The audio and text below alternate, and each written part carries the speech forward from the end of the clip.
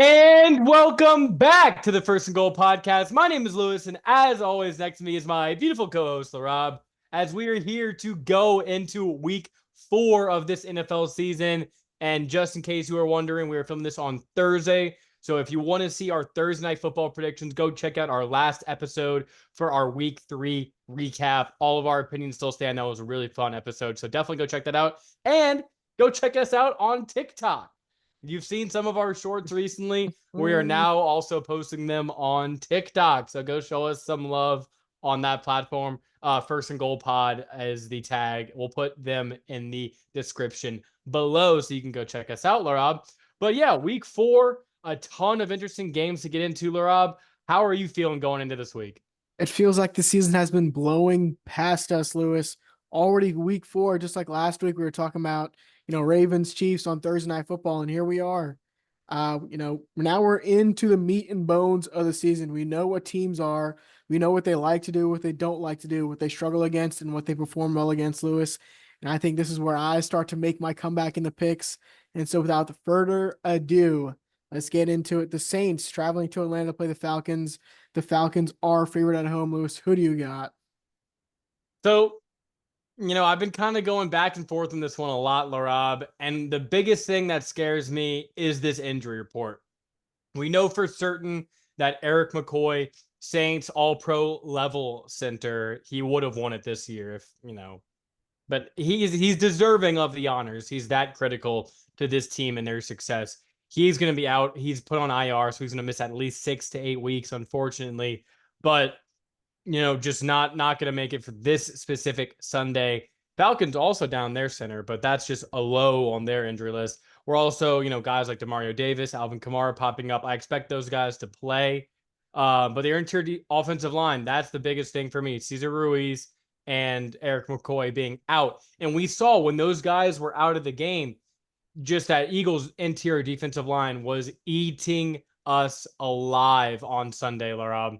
So the thing I need to see in this game is how can this Saints interior offensive line minus Eric McCoy and potentially minus Cesar Ruiz push back this Falcons defensive front, which is no slouch. Now, they haven't been great against the run, but they've been all right. They played some very good rushing teams, as in the Eagles, the Steelers, and the Chiefs so far. So now playing against the Saints, this is a battle-tested defensive front. You got Grady Jarrett, Matthew Judon, David Onyemata, very familiar with the Saints. So a lot of very interesting matchups there up front. So the Saints need to be able to run the ball because we just saw that Derek Carr in these second and long, third and long situations just has a propensity to just throw it deep and just say screw it on plays that, sure, when they hit, they're awesome, but they have a 20% chance of hitting. So in those situations where Rashid Shaheed just drops it, or maybe you underthrow him a bit, you're just setting yourself up for a punt and a failed drive. So I need to see a lot from this offense. How can we sustain drives? Taysom Hill, hopefully he'll be back this week as just another chess piece to work with in this offense. But, I need to see a lot more from this offense before I feel excited about picking the Saints in this matchup, Laura. Clint Kubiak, Lewis, is a very smart man. He knows when Derek Carr has pressure in his face, he will turn back right into that pumpkin that he was from last year. And that's why we really saw them do that run pass, Pete Carroll's type of offense last week. But this week against the Falcons team, Lewis, who gives up averaging over 150 yards given up rushing, I think the Saints are due for a bounce back performance here. Run the ball with Alvin Kamara, set up the play action, and that deep ball is going to be there. You're talking about a 20% chance, Lewis. I disagree. Those are 50-50 balls for Rashid Shaheed that could have gone for 2 huge touchdowns. And so I really like the Saints on the road. Of course, both these teams are going to get up for this huge rivalry game, but I really like the Saints in this spot. For some strange reason, New Orleans always plays better in Atlanta. So if you were to tell me, oh, they're going to split this season, the conventional thinking would be the Saints are going to win at home, the Falcons are going to win at home.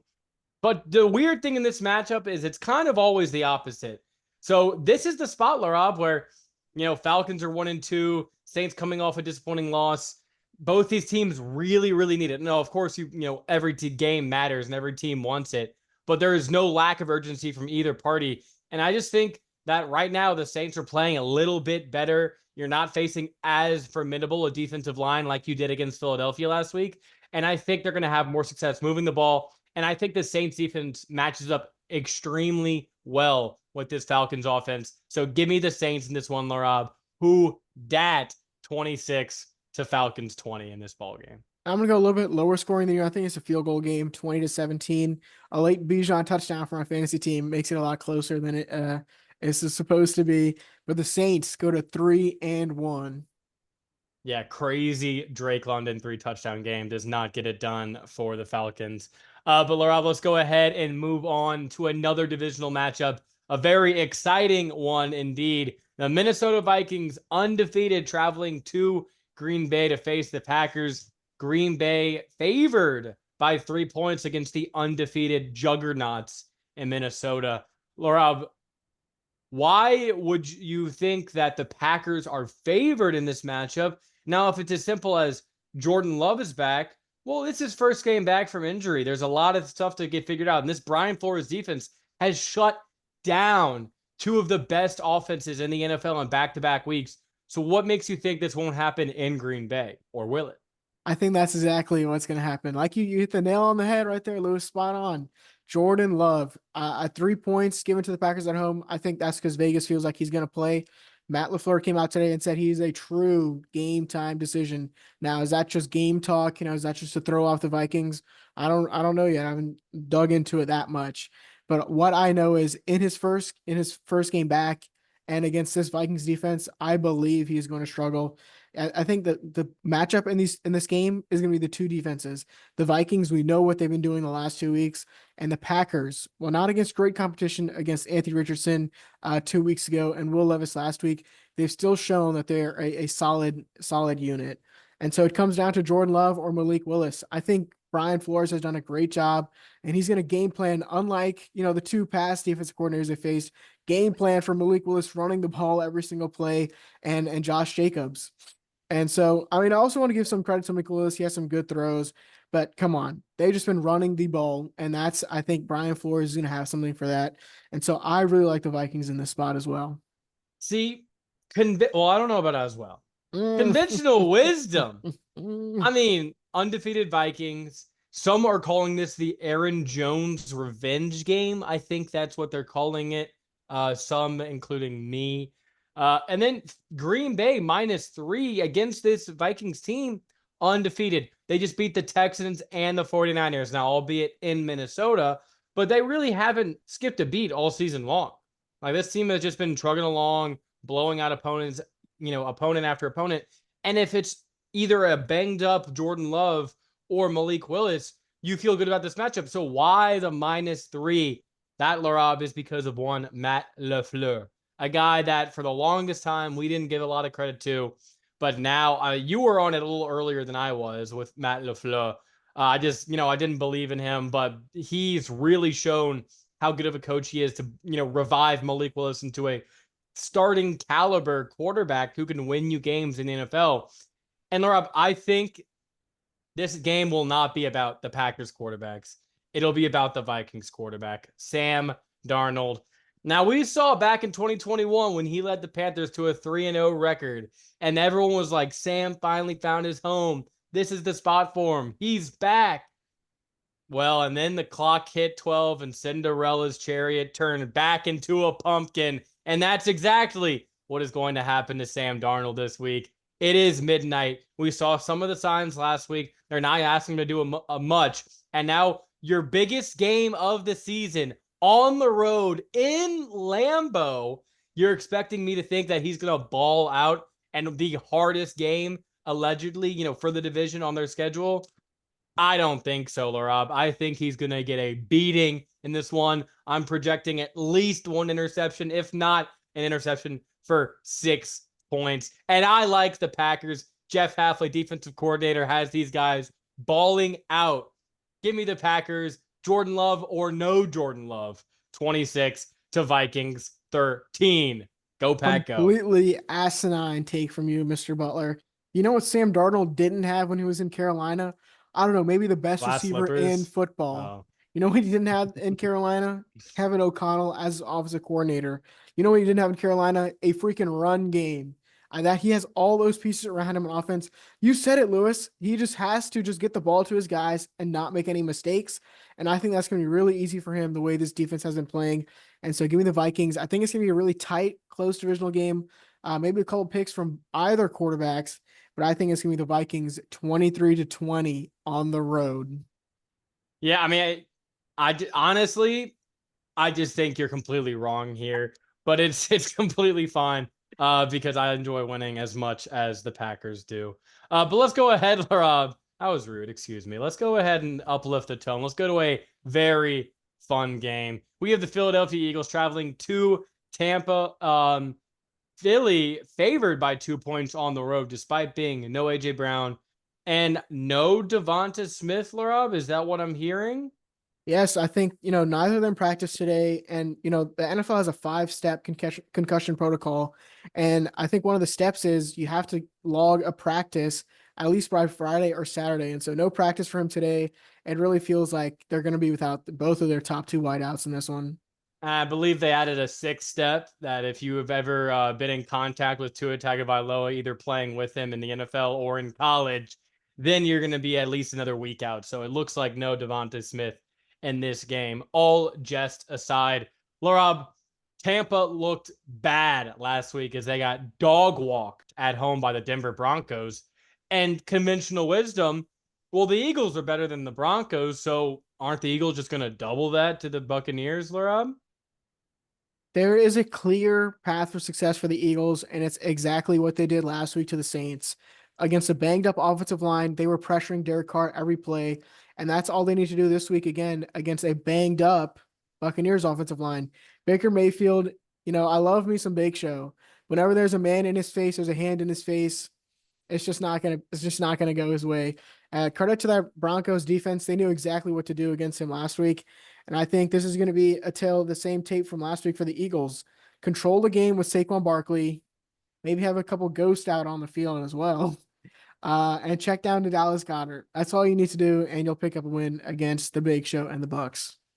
Yeah, if by chance you have Dallas Goddard in any of your fantasy leagues, I would start him this week as he will get the lion's share of targets for Philly. And, I just want to flip it over to the Philadelphia side. I really liked what I saw from Jalen Hurts last week. Just his ability, he did make some mistakes in the first half, but whenever he was blitzed, he was able in past years, whenever he's been the blitz, he's kind of like Baker Mayfield, except more athletic and he's able to get out of it more. But now I see him being a little more mature, standing in the pocket, making some difficult throws and extending drives with his arm, not just his legs. And I think against this Tampa defense, which is missing a lot of guys in the back end, Jahan Dotson will be able to get it done against this Tampa secondary. And I really like, Saquon Barkley. Don't get it too twisted. It's still a very talented Eagles front with or without. Now, a big question for me is the status of Lane Johnson. I think he will play. Also, I think suffering from a concussion, but it's leaning towards he will play for this week. But I just don't see the talent from this Tampa defense, and they were pretty much exposed last week against the Denver Broncos. Just cannot defend the short passing game whatsoever, and I think the Eagles will exercise that. A lot of Saquon, a lot of Dallas Goddard. I also like the Eagles in this matchup, Larab. I'm going Philly 23 to Tampa 16. Now, this is the third time these two teams have matched up in the last 2 years, and so there's going to be a little extra rivalry in this one, especially with the Buccaneers knocking them out from last year. But Playoff. yeah, playoff knockout. But I think the Eagles traveling back to Tampa Bay. Prayers out for all my people in Tampa Bay. Watch out for Hurricane Helene. But I think there's another storm coming through, and that is the Philadelphia Eagles this Sunday. Give me the Eagles 26-17 as the Eagles continue to roll. But let's go ahead and move on to another game, Lewis. We have the Commanders, after a huge win on Monday night, traveling to Arizona to play the Cardinals. Cardinals here by 3.5 at home, Lewis. Have you done your homework and found another Cardinals defensive player besides Buda Baker? I have Larab Zaven Collins and Gardek. I don't know his first name, but I know he's a beast.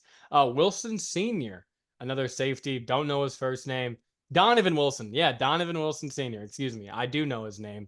I did find a few guys, Larab. This defense is not that good, but you know what I will say about this defense is it's very aggressive. Jonathan Gannon, what he was known for with Philly was his takeaways and his sacks. They blitz a lot and they force teams into a lot of takeaways.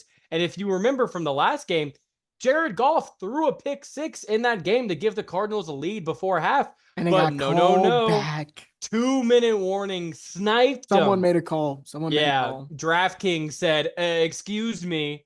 But despite that, Laraib's pick the Cardinals, by the way. So maybe I made the call. No. Anywho, what I will say about the defense is they are aggressive. They will make plays. They will also give up a lot of plays. So they're not perfect in any way, but there is a positive attribute to them. This Washington defense has nothing positive about it, Laraib. It is the worst defense in the NFL. I can't think of one that's any better. I legitimately cannot. Or any worse, excuse me. I can think of a I lot that can are think a better. couple of anyway. I can think of a lot that are better. But what I will say is just the Bengals did whatever they wanted. Now, I will say they had some decent red zone defense, if you want to give that any credence. But against the Arizona Cardinals, who've had a long, Commanders off a short week, going into Arizona, high emotions after an exhilarating game, going to Arizona. I just think it's way too much of a task. And Rob, another thing that startled me, I remember last week when the Saints line after the Monday Night Football game, it went from when the Eagles lost Monday Night Football, it went from Eagles by 2.5 to Eagles by 1, and then Saints by 2.5. Just these weird line changes. This one opened up at Cardinals minus 6.5, and then after the game, it now lies at Arizona minus 3.5. So only a 3-point swing, but that's still significant enough for me to believe Vegas at one point did view the Cardinals as a touchdown favored team. And that's how I feel about them in this game, Larob. And I have to agree. I have predicting over 60 points scored in this game just based on these two quarterbacks. Some of the most dynamic players currently in the NFL, some of the best receivers in the NFL, and Marvin Harrison Jr. and Terry McLaurin. But it's just going to be on which defense is going to step up late in the game. And you cannot trust anyone on this Commanders defense, like you mentioned. I know everyone's seen the Shannon Sharp meme where he's pointing out all his spreadings on his table: collard greens, yams, oxtail. That's the cornerbacks for this Commander secondary. They have burnt toast out there. Huge game from Marvin Harrison Jr., huge game from James Conner. They're going to tear apart this Commanders defense. But on the other side, Jayden Daniels, he's a guy who can get the ball out quick. If they're blitzing, he will identify it, and they'll figure stuff out for that. And so that's why I have the Cardinals winning. Maybe a late Jayden Daniels pick or just a huge step up from this Cardinals defense gives the Cardinals the edge 33-30. I have a similar high scoring game, Larob. I do have the Cardinals winning, and I feel very confident about this. I have the Cardinals winning 36 to Commanders 23. And honestly, it doesn't feel that close. Everyone loves the performance by Jayden Daniels last week. 2 weeks ago, Kyler Murray had a much better performance, but because he's not the new shiny toy, we forget about it. But I want to give Cardinals and Kyler his respect. Well, let's go ahead, Larob, and let's move on to an awesome game. Probably maybe the best game of the season so far. At least this is how it's slated. We have the Cleveland Browns traveling to Las Vegas. No, I'm kidding. We have the Buffalo Bills traveling to the Ravens. Ravens at 1-2 at home, and they're favored by 2.5 points, Larav. Buffalo has been riding high, 3-0 undefeated, and it's just a complete game from all sides of the ball. It does not seem like they have a real weakness right now, Larav. Their secondary has been playing amazing. Von Miller back from the retirement home, looking like a beast in a lot of these games. And then Josh Allen just playing the best start to a season I would say he's ever had. 9 total touchdowns, no interceptions. He has had a lost fumble, but very, very clean football. And he's extremely accurate, Laraab, on these short and intermediate passing. It just seems like, okay, if you play man, I'm going to look, and if my first read isn't there, I'm just going to take off and get 12 yards. And if you play zone, I'm going to light your zone up. I don't need Stephon Diggs. I don't need Gabe Davis. I have Khalil Shakir. I have Keon Coleman, Dalton Kincaid, James Cook. And that's another thing is just they've rounded out this team very well, and I'm extremely impressed. Yeah. Now, that being said, Oh. I'm sorry, Laura. That being said, they're going into Baltimore, Laura, but desperate. Even though Baltimore got a win, they still have a lot of work to do to get back up into this AFC North division. So, Laura, I'll hand it off to you. How would you attack this Bills team if you're the Ravens? I agree with you. This might be the most well-rounded team in the NFL currently. Where they suffer, Lewis, is through the ground game. Through 3 weeks, they've averaged allowing over 118 rushing yards. And so that's the one spot, right? Look at this Ravens team. They didn't rush much in week 2. Definitely didn't rush much in week 1. And then week 3, Derrick Henry got unlocked against that Cowboys sorry ass defense. And so if they continue that, and do that in this game and keep Josh Allen on the sidelines and, really just milk the clock and pick up those short first downs, they might be able to keep this within 2 scores because there is no way in hell I'm picking Lamar Jackson at home when they've given up the most 10-point leads since 2021, I think 10 plus games. And then you have Josh Allen, who looks like the best player in football currently. There is no way in hell I believe in this Ravens team with Justin Tucker looking as awful as he does, with this offense settling a lot of the times and not being able to put away games. I really, really like the Bills in this spot. The thing that scares me about this from the Bills' perspective is you're 3-0, everything's riding high. You've been playing mistake-free football. It's been really good for you so far. But going into Baltimore off a short week, I just feel like if there's an early turnover, if there's a big mistake early that swings in Baltimore's favor, things could get out of hand quickly. And all of a sudden, it's like, oh, what are we doing? What are we doing? And guys get in their own way. The biggest problem I do see for this Bills team, even though I do think they are well-rounded, is the middle of their defense. Obviously, Matt Milano gets banged up. Tremaine Edmonds gets banged up. And they just do not have the linebackers to really hurt teams. And it was, just stupid Press Taylor offensive coordinator for the Jaguars couldn't take advantage of it with Travis Etienne, and no Evan Ingram. But I think the Baltimore Ravens, Mark Andrews, Isaiah Likely, Derrick Henry, Lamar, a lot of guys who can impact the middle of the field will be able to take advantage of these opportunities. Now, that being said, I can't pick against Buffalo right now, Larav. I can't. There's way too much that they've been doing well that I can't sit here and just try to be a contrarian, try to be devil's advocate, because I just like talking myself into these things. And I see Baltimore's favored, but this Buffalo team has like we said, we both had them in our number 1 teams. And when we did our top 5 teams in our last episode, we both think this is the best team in the NFL. And Baltimore has big holes. We talked about the middle of the Buffalo defense being a little shaky. Yeah, well, Baltimore's secondary has been extremely shaky. Their offensive line, extremely shaky. Now, if they're able to run the ball, it's one thing. But in pass protection, if, Ravens fall down. And hey, how about this? Even if the Bills are down early, we know that there's ample opportunity to come back and steal a win from the Ravens because they give you those opportunities. So there's way too much that I don't trust about the Ravens. I do trust about the Bills. I'm going with Buffalo in this game, 30 to Ravens 20. Huge score difference by you right there. I mean, the Ravens, 7. Chiefs on opening night, Cowboys last week. They've had a really, tough job in these first couple of weeks. Meanwhile, the Bills, Cardinals, they had to battle a little bit in that first game. Besides that, against the Dolphins, who Tua got banged up in the second half, and then last week against the Jaguars. And so you can also just tell me this Bills team maybe hasn't faced the best competition yet, and that's why they look so good. But still, based on my eye test, which has never failed me, they are playing better than the Baltimore Ravens, and they are better than the Baltimore Ravens. Give me the Bills 27 to 24. A late Justin Tucker miss gives the Bills the win. Oh, man, that would kill Ravens fans across the country. And then they'd be complaining about it on Monday, where we have Monday Night Football, a doubleheader. Yes. But we're only going to highlight one of these games. We have the Seattle Seahawks traveling to Detroit to face the Lions. Another really awesome game. Seahawks 3-0, haven't really faced a real test yet, going to Detroit to face the Lions. Lions at 2-1, 3.5 point favorites. Um, your team, by the way, Laraib, the Seattle Seahawks, have looked very good. Now, you can say the competition has been a little wonky, but Geno Smith in particular, I want to highlight him.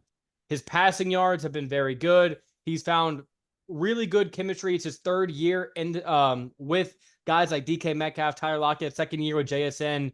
And I just feel like Ryan Grubb gave them a higher offensive ceiling, and they've been able to do a lot more. And Zach Charbonnet on the ground also impressed me a lot offensively. So they have the pieces offensively, and potentially Kenneth Walker coming back.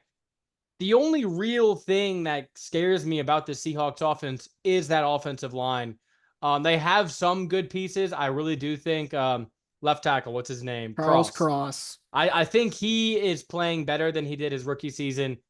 But the right tackle, just shaky, and some other spots across the line just need to be, shored up, especially whenever you're facing this Detroit Lions rushing attack with Mr. Aiden Hutchinson coming into town. And he's been the hottest pass rusher in football, maybe only behind TJ Watt. So they have a big challenge on their hand. They are going to need to run the ball against this Lions front. So what exactly, Laraib, do your team, your Seahawks, need to do to go into Detroit, a place they've been to before and won? What do they need to do to come out with another victory? It's going to be the same exact things that they did the last two times they won in Detroit, and that is throw the ball with Geno Smith. I mean, with Kenneth Walker last year, he had a huge run in Detroit to really put that over.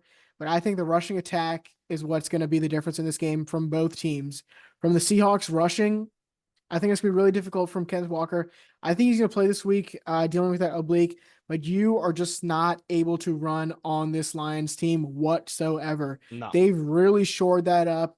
This past offseason, that was a huge point for them. But where they lack in is that secondary, right? Rookie Terrion Arnold, Carlton Davis, burnt toast coming on over from the Tampa Bay Buccaneers. I think it's really going to be on the outside where you beat this team, and they're going to be struggling to run the ball.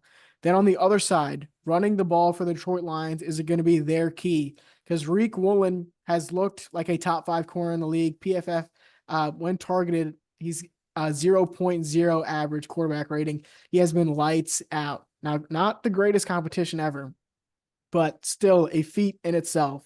But back to this Lions rushing attack. Center Frank Ragnow is out for this game.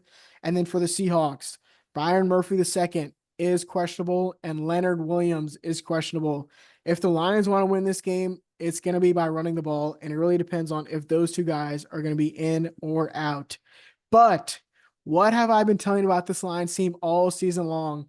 They have not been passing my eye test against the Cardinals. Now, they've had the fourth most yards this season in the NFL, Lewis, on offense, but they only scored 20 points against the Cardinals last week.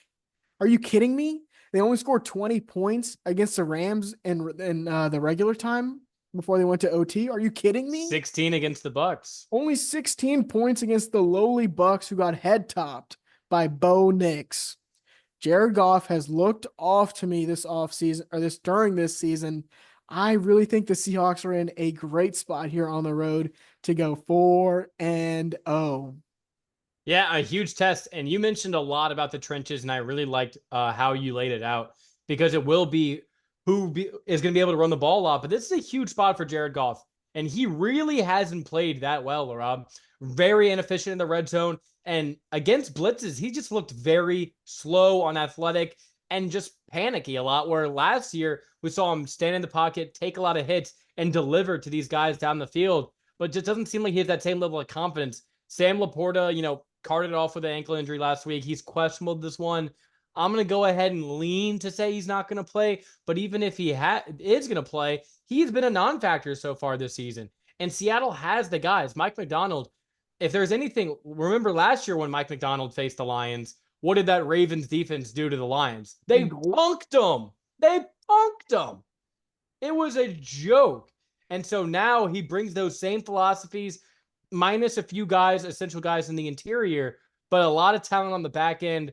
And I think it's going to be similar things, a very, very hard day for Jared Goff and this Lions offense, who, like you mentioned, hasn't really hit their strides yet. And if they're unable to run the ball in this game and really get like a guy like Jahmyr Gibbs going, then I think it's going to be tough sledding. And I really liked how I mentioned in the top of this segment, how DK Metcalf, Tyler Lockett, JSN have been vibing with Geno Smith. And I think Geno Smith is a good quarterback. He makes clutch plays at the end of games, and he's going to keep you in a ball game. And there's the threat of the DK Metcalf bomb, the 2 weeks in a row, he's JSN. had huge touchdowns, Lewis. Right. And I don't think this, Lions secondary has really been tested that crazy. Carlton Davis has been playing pretty well as the starting corner. But, these rookies, Terry and Arnold and Ennis Rakestraw, could be got. So I do like the Seahawks here with the upset. We do agree here, Laraib. And these games are always super exciting. So I can't wait to watch this Monday night showdown. I have the Seahawks advancing to 4-0, 33 to Lions 30. Walk off Jason Myers field goal. And I got the Seahawks 31-28 as a late Reek Woolen pick ends it for the Lions. All right, Laura, well, those are our highlighted games of the week. We're going to go through rapid fire and finish off the rest of the slate. Still some pretty interesting games to go over, so stay tuned for this. Starting off in Chicago, we have the Rams traveling to the Bears, 1-2 teams. Chicago favored by 3 at home. Is that how you're feeling, Laurab? Hell to the no, Lewis. This Bears offensive line made the Indianapolis Colts from last week look like the 87 Bears, 85 Bears, just running through that line whenever they wanted to without DeForest Buckner there. I think that's exactly what the Rams are going to do this week. Caleb Williams, he showed a couple flashes in this game for sure, but Matt Stafford proved to you, like he's proved to you his entire career. It doesn't matter who's out there at wide receiver. He's going to get it done. Kyron Williams looked amazing. I think the Rams blow out the Bears 26-17. Yeah, Laurent, you make some pretty bad points there, and I have to strongly disagree with you. I really like Chicago in this spot. I really do like Chicago in this spot. This Chicago defense is the best defense in the NFC. You heard it correctly, Laurent. They are better than the 49ers. They're going to cause a lot of pressure. Really going to be a tough time running the ball, unfortunately, for my guy, Kyron Williams. He'll still find a way to squeak in 2 or 3 touchdowns, knowing him, but not a lot of yards on the ground. And Matt Stafford, big emotional win on the road. I mean, at home, but come on. Now you got to go to Chicago. To Chicago in September. What does that mean? It's just a tough spot. It's just a tough spot. I mean, it's away. It's still an away game, Laura. There's still a 1.5 point difference in the spread. So I do like Chicago with the, according to you, the upset, because you love the Rams.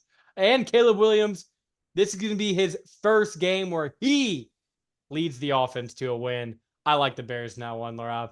Let's go ahead and move on to our next game on the slate. We have the Pittsburgh Steelers traveling to Indianapolis to face the Colts. Pittsburgh only favored by 1.5 points. If you remember, Larav, last year, the Steelers got smacked when they went to Lucas Oil, 38-3. Is that going to happen again this year?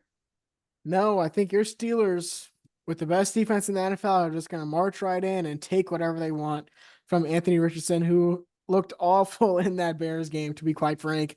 I mean, just a ridiculous turnover that I saw from him in the red zone.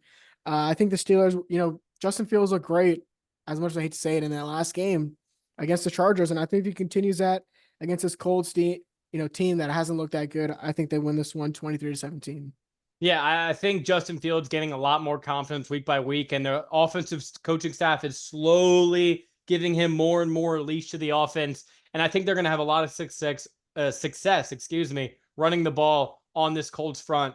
And that's just going to allow them to prolong drives, give their defense long rests, and they can tee off with Anthony Richardson, who, if I could find the odds, I would bet that he will give Pittsburgh at least 1 interception in this game. 1 touchdown to 5 interceptions in his last 2 games are up. Not a good look. We agree. I have the Steelers, aka the best defense in the AFC and the NFL, winning this ball game. Let's go ahead now to the Denver Broncos traveling to New York to face the New York Jets. Jets favored by 7.5. Laura, did they not watch the Broncos go into Tampa and lay down the smackdown? Who do you got? I lock the Jets in this one. I like the Jets in this one. Aaron Rodgers, as much as I hate to admit it, he looked like Aaron Rodgers on that Thursday night game. All those bootlegs, faking out the defense. Is he going to run? Is he going to pass? He looked extremely, extremely good in that game. Now you're facing a Broncos team whose defense has played well, Lewis, through 3 weeks. They really try to bottle up that Seahawks offense week one, held the Steelers for 13 points week two, and then last week just shut down the Big Show. I think this is going to be a close game, but I think the Jets just pull through, giving the Jets 27-20. If you remember, last year, Sean Payton made some comments about the Jets in the offseason, said Nat Hackett was the worst coach in NFL history, and some other scintillating comments towards the Jets. And they played and the Jets won. They seemed like they got their revenge. But one person still feels like they haven't got their revenge, Laraib, and that is that bad man, Aaron Rodgers. Still needs his get back for Sean Payton. Because if you can remember, he was the one who had to defend a lot of Nathaniel Hackett. And even though Sean Payton was probably right, it doesn't matter. It's Aaron Rodgers. He's a very prideful man. And if anything, this line 7.5, I could see a scenario they're winning by 4, and Aaron Rodgers says, screw it. Boom, touchdown. How do you like that, Sean Payton? And they cover. So I do like Denver here in this ball game, even though Pat Surtain, lick it or ticket on Garrett Wilson. It's going to be a ton of Breece Hall after Braylon Allen mysteriously goes missing before the game. Anyway, Laraib, so we have next game, 12 o'clock. The Cincinnati Bengals 0-3. Ew! Traveled to another cat team, the Carolina Panthers, at 1-2. Even though that Bengals only have 0 wins this season, they're still 4.5-point favorites on the road. How does that make sense? That's because Joe Burrow has played lights out in his last 2 games, minus one huge fumble against the Kansas City Chiefs that cost them the game. But besides that play, he's looked pretty good in the last 2 weeks, Lewis. And now you're facing a Panthers team who, let's be honest, Andy Dalton came in last week against the Raiders. He played very well. But if there's a team that knows Andy Dalton, it's the Cincinnati Bengals, who he played for a long time. Now they have some game film on him. Are they going to is lightning going to strike twice? I don't think so. Give me the Bengals 30-27 in a close game, because Red Rifle is going to go for that revenge. But still, Joe Burrow comes through. Funny thing I found out about the Raiders game, just side tangent real quick. Marvin Lewis is on the Raiders coaching staff, and he had no idea that Andy Dalton was pretty good. Just want to throw that out there. I thought that was hilarious. Yeah, I think if the Bryce Young benching had happened last week instead of the week prior, then I think maybe the Panthers could really have a chance to upset the Bengals, catch them in a spot where they're not paying attention, especially if the Bengals had won. But the Raiders kind of, fell into that boogie trap right before the Bengals could. So now the Bengals are going to look down, kind of step over the Andy Dalton trap, and they're going to go ahead and find their way to a win. They're not going to overlook this Panthers team and get their first win of the season, Laraib. Still a lot of work to go for your Super Bowl pick. And yeah, okay. Anyway, Laraib, next game up, we have the Jacksonville Jaguars traveling to Texas to face the Houston to face the Texans, excuse me. Houston favored by 6 at home. Laraib, divisional game, that's a lot of points, even though both teams coming off blowout losses. Who do you like here? I like the Super Bowl head winning coach and this one, who is coaching for his job. I like Doug Peterson. I like a guy whose first name is a verb.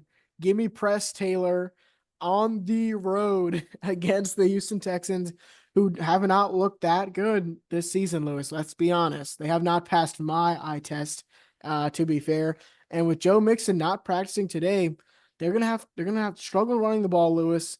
And I think this is gonna be a close divisional game where Justin Trevor Lawrence gets it done on the road, 20-17. Yeah, Laraib, I like the idea of a big underdog giving up a lot of points on the road in a divisional game because they just had a really big goose egg on national TV and now people think they suck. I would give that some credence. I don't hate your line of thinking here, but that same exact thing happened to the Texans last week. They also got blown out on the road, but they're coming back home. They're frankly a more talented team on both sides of the ball. I think they do have a really good pass rush, and that's going to bother Trevor Lawrence, who's just looked worse and worse by the week. And even if your coach has a verb as his first name, I'm going to D'Amigo Ryans with the Texans in this ball game. I thought you would like that one. Oh man, no, no, no. Anyway, let's move on. The New England Patriots traveling to San Francisco to face the 49ers. 49ers favored by 10, Laraib. I like the Niners because they're a more talented football team. What about you? Yeah, give me the Niners 27-13. Not much to say about this one. All right, and now to America's game of the week on CBS. We do have the Cleveland Browns traveling to the Las Vegas Raiders. It's only week 4. We don't even, these teams could still make the playoffs. And this is already the grossest game I'm probably going to see on my schedule this entire season. What is worse, Laraib? The Browns passing offense or the Raiders rushing offense? It has to be the Browns passing offense, Lewis. If I told you to name me who you think out of all the Browns quarterbacks to ever play quarterback for the Browns, who do you think has the worst EPA out of all of them? Deshaun Kaiser. It would be the other Deshaun. It would be Deshaun Ah, Watson, Lewis. I can't imagine in my mind some of those Browns team who have been so awful to not have been as awful as how Deshaun Watson is playing football right now. And now you're telling me they're traveling on the road to Las Vegas, where we know what happens on the boulevard late at night, Lewis. We know what happens over there. I think this is going to be a too big of a spot for this Browns team. This Browns defense was top 5 defense last year in the NFL. But Deshaun Watson has deflated them so bad that they made Daniel Jones look like a competent quarterback last week. Who says Gardner Minshew and Devontae Adams can't do that same thing this week? Give me the Raiders 16-13. yeah, I mean, Deshaun Watson against any type of pressure this year has been the worst quarterback in the NFL by a long shot. Now you have a pissed off Raiders team who got called out for making business decisions by Alec Pierce last week. Well, the business decision will be to blitz and to pressure Deshaun Watson. They're going to be able to do a lot. This is going to be an ugly, low scoring game, but Deshaun Watson is going to give this Raiders defense some opportunities to make some plays, and maybe some people will make some business decisions and catch them in for touchdowns. Looking at you, Jack Jones. We all know it's you. Go get yourself a pick 6 in this game. That's my best bet of the week. Jack Jones, pick 6. I like the Raiders 13-3. Hurrah. What about you? Now I love them 16-3. Oh, 16-13, excuse me. I think you can't count out Jerome Ford. But let's move on, Lewis. We have the Kansas City Chiefs traveling to the Chargers, the decimated Chargers. The Chiefs are favored by a whopping 7. 7 points on the road. And I couldn't agree more. Joe Alt probably out for this game. Justin Herbert probably out for this game. Derwin James suspended for this game. I mean, what the fuck? No, but the Chiefs, as awful as they've been playing, this is just another spot for them on the road against a banged up Chargers team to go 4-0. Yeah, it's unfortunate because I really was excited to see this, Jim Harbaugh's first matchup with Andy Reid, Patrick Mahomes, Justin Herbert. They've had some great battles. But if there's no Justin Herbert in this game, you already mentioned all the guys who are going to be out. It's just going to be a disappointing game. The Chiefs should be able to win it, but if I know anything about the Chiefs, they will not cover the 7 points. This will be a hard-ass game for no reason at all. So I am going to go with the Chiefs to cover. But, I mean, for the Chargers to cover. But the Chiefs will find some BS way to pull it out in the end, as they always do, because Laraib, they're not really good at the whole losing thing. No one's told them how to do that. This will be their 10th straight win in a row. I like the Chiefs. Yeah, I mean, give it the Chiefs Yeah. 26-7. Someone who's starting the Chiefs defense in fantasy football, Easton Stick. Go ahead and throw a couple of ducks up there for me, little bro. But let's move on to our final game on Monday night. We have the Tennessee Woo! Titans traveling to Waiting all day Miami. for a Monday night. Miami -1 at home, Lewis. And I'm just leaning the other way. Give me Oh, Will the Thrill on prime time in the same exact spot that he was last year in Miami, facing Tua at the quarterback position. A huge comeback win. And now you're telling me he's facing Skylar Thompson and Tim Boyle in this spot? This Titans defense is going to come up and show up and play in this game against the Dolphins. And Will Levis, you can have 2 retarded plays in this one. I still think the Titans win. Yeah, Laraib, I disagree with you. I looked at myself in the mirror after I picked the Titans, and I said, never again. I don't care. Never again. Quarterback for the Dolphins, how about the Pro Bowler, Tyler, a.k.a. Snoop Huntley? Yeah, he's going to be leading this Miami offense, going to town. Tyreek Hill getting some Tyler Huntley bombs in this one. Now, I think he's going to do a lot with this offense, and I hate Will Levis. I'm never going to pretend I want to bet on him again. Mike McDaniel, hey, pressure's starting to come on you right now. We see all these other guys who've been able to have some sort of success with backup quarterbacks. And for the one guy who we call a system quarterback in Tua, it sure seems like the system really can't operate with any other type of quarterback. So a lot of pressure on Mike McDaniel. And this is a game you need to win if you want to have any relevance going forward into this season, Laraib. I have to give you a little pushback on Tyler Huntley. 3 hours ago, ESPN reported that he has not penciled in a quarterback yet, as of yet, for that He's starting going to play. position. He's going to And play. so it could be Skylar Thompson out there, and that's what I'm banking on. Give me the Titans 17-16 as they pick up their first win the 2024 NFL season. All right, Laura, well, that's all the games on this week's slate. Let's go ahead and go through our upsets, best bets, and locks of the week. Starting with the upsets, I had the first pick, and I went with those Seattle Seahawks, the first one of the year where we both agree on the outcome of the upset game. I just think Seattle, a really good team, catching the Lions at a really awkward time for them in their offense. I think Seattle gets it done on the road. It's a really good pick, Lewis. And of course, I'm going with the Jacksonville Jaguars in a divisional match against the Texans. Even though they're on the road, this is a do or die game for them. And I think they do in this one. That's not a okay. Anyway, Laura, what is your lock of the week? My lock is the Dallas Cowboys, who are playing tonight. Even though they're on the road, even though they've looked sloppy, it is Daniel Jones in prime time. Give me the Cowboys as my lock. All right, and my lock, the Arizona Cardinals. A little too much JD5 hype. I love me some JD5, but Kyler's been in the league longer, more experience, better defense, more well-balanced team. I really like the Cardinals, and I know you do too because you picked them. And then finally, Laraib, our best bets of the week. I have Minnesota Green Bay, a game I picked Green Bay to win. If they're going to win, that means running back that clock for pumpkin time. And I think it's going to be a low scoring affair with or without Jordan Love at the helm. Under 43.5, that's a lock, baby. Give me the under. And for my best bet of the week, which I've struggled with this year, You have. I'm undefeated. I'm going to go with the Rams +3. That is free money. You are telling me Matthew Stafford is facing Caleb Williams, but they're playing in Chicago.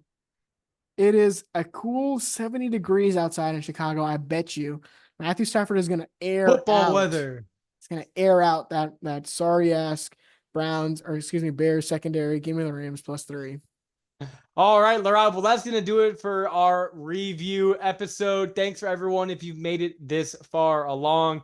Thanks for sticking with us. If you want to see, again, like I said, our Thursday Night Football predictions, go ahead and check out our last video. And we'll be back here on Tuesday for our week 4 recap. So please go check that out whenever we drop that, Laraib. But anything you want to say before we head out of here? Now I think that's the First Single Podcast signing off.